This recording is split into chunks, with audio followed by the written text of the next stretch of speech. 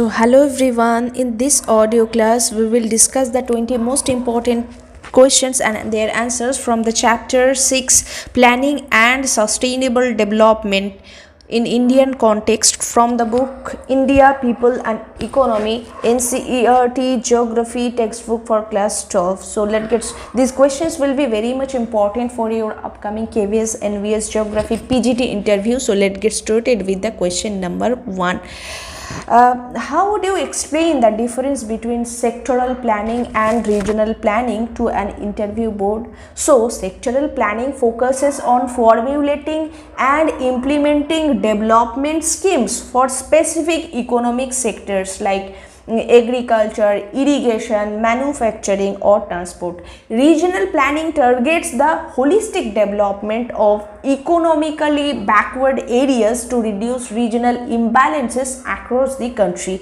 For example, investing in the national railway network is a sectoral planning, whereas launching the hill area development program in Darjeeling is a regional planning. So next question, what was the core purpose behind establishing NITI Aayog to replace the Planning Commission? So NITI Aayog, or established on 1st January 2015, was created to promote cooperative federalism by involving state governments in economic policy making and providing strategic and technical advice to central and state governments. For example, NITI Aayog collaborates directly with state chief ministers to design regional development frameworks like the aspirational districts program. Next question, question number 3. What is a target area planning and why was it introduced in India? So target area planning focuses explicitly on regions that have lagged economically due to harsh terrain, drought or social isolation, ensuring tailored development schemes rather than generic national policies. For example, implementing the desert development program in the arid tracts of western Rajasthan. Next question, what were the primary objectives and components of hill area development program? So initiated during the 5th five-year plan, hill area development program aims to harness hill resources sustainably by focusing on horticulture, plantation agriculture, animal husbandry, forestry and soil conservation without degrading the eco-sensitive mountain terrains. For example, promoting tea plantations and terraced horticulture projects in the Nilgiri district of Tamil Nadu. Next question, what was the main objective of the drought prone area program? So launched during the 4th five-year plan, the drought prone area program aims to mitigate drought impacts by generating employment, developing basic rural infrastructure and restoring ecological balance among water, soil, plants and human populations. For example, constructing check dams and rainwater harvesting structures in Rayalaseema, Andhra Pradesh to recharge depleted groundwater levels. Next question, who are the Gaddi of the Bharmaur region and what defines their traditional lifestyle? So Gaddis are tribal community inhabiting the Bharmaur and Holi Tehsil of Chamba district, Himachal Pradesh. They communicate via the Gaddi dialect and traditionally practice transhumance, seasonal migration with livestock between high pastures and low valleys. For example, Gaddi shepherds migrate upward to high alpine pastures in summers and return to lower valleys during harsh winter snows.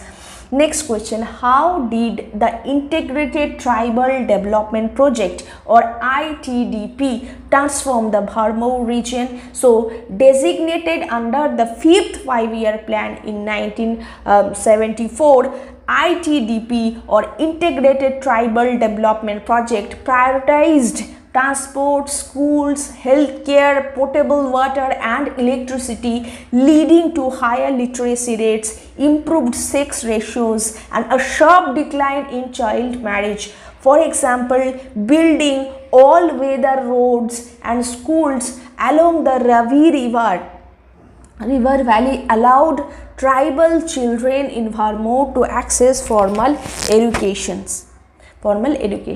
Next question, what is the geographical origin and layout of Indira Gandhi Canal? So the canal originates from the Harike barrage in Punjab at the confluence of the Satluj and Beas rivers and runs parallel to the Pakistan border at an average distance of 40 km through the desert or Marusthali in Rajasthan. For example, water carried from Punjab rivers travels hundreds of kilometers south to irrigate arid desert tracts in Bikaner and Jaisalmer.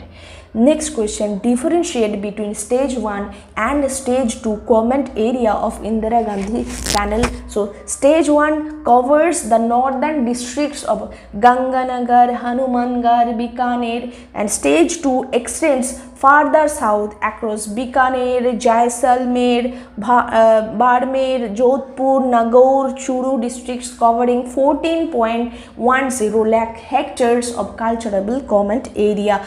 For example, stage 1 transformed Sri Ganganagar into a leading grain producing state, while stage 2 brought drinking water and pasture land development to deep deserts areas like Jaisalmer.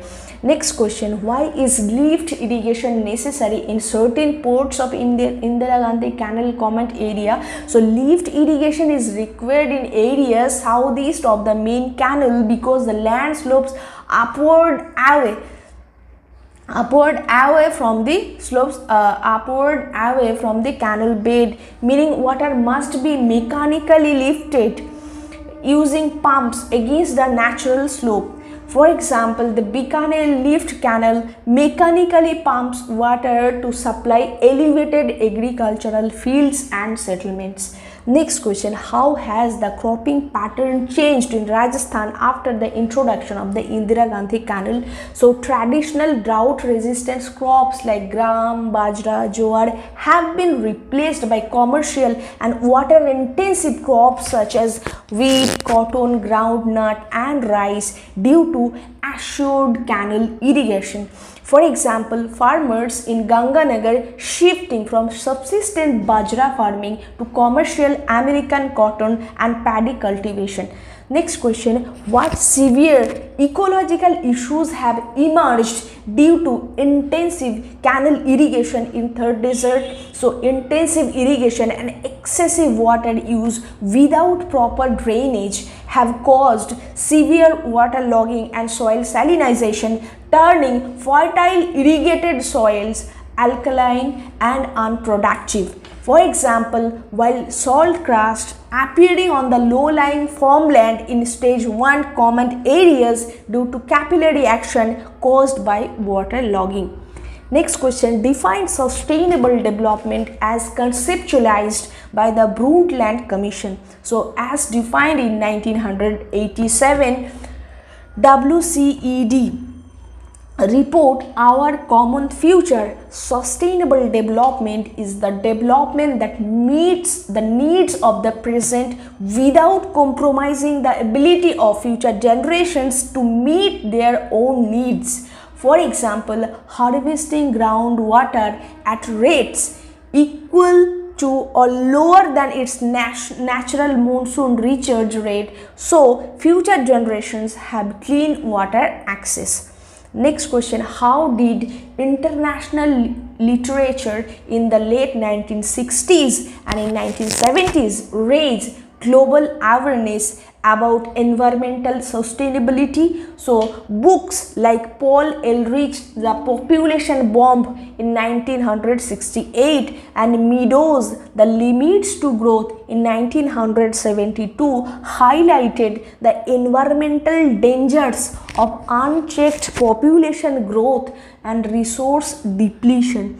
For example, The Limits to Growth used computer models to demonstrate how industrial overconsumption would exhaust non-renewable natural resources. Next question, what measures are essential to achieve sustainable development in the Indira Gandhi Canal comment area? So strict water management policies promoting eco development through afforestation and pasture development, planting citrus fruits over water intensive crops and reclaiming waterlogged lands. For example, planting shelter belts of trees along canal bank to prevent sand dunes from shifting into canals and fields. Next question, what is the Warabandi system mentioned in canal management plans? So Warabandi is an equitable rotated water distribution system that assigns specific time slots to farmers to draw water from a canal based on their land holding size, minimizing water waste. For example, a farmer receiving a strict 2-hour canal outlet allocation every Tuesday, ensuring downstream farmers also get their fair share. Next question, differentiate between target area planning and target group planning. So target area planning focuses on specific backward geographical areas like hill or desert region, whereas target group planning targets economically weaker social groups regardless of location. For example, the Small Farmers Development Agency provides financial assistance specifically to small landholders across various states. Next question, what role does afforestation play in fragile desert common area like stage 2 of Indira Gandhi Nahar Canal project? So afforestation and pasture development create shelter belts that stabilize sand dunes, reduce wind erosion, prevent desertification and protect canal channels from siltation. For example, planting rows of drought resistant trees along the road networks and canal banks in Jaisalmer. Next question, why did regional planning become necessary despite sectoral economic growth in the post-independence India? So, rapid growth in industrial sectors concentrated economic gains in urban and resource-rich hubs, leaving rural and isolated regions lagging behind and increasing regional disparities. For example, tribal regions in central and eastern India remained economically backward despite harboring major coal and iron ore reserves, requiring dedicated regional development plans. Next question, and this is the last question for today. How can social sustainability be integrated with economic sustainability in planning projects? So, by offering institutional support, land ownership, healthcare and education to marginalized population while simultaneously diversifying the local economy beyond agriculture. For example, integrated tribal development project providing subsidized land cultivation tools alongside free schools and primary healthcare centers to Gadde tribal families in Bharmaur. So this is for now. Thanks for listening. Keep listening for further audio classes. Thank you.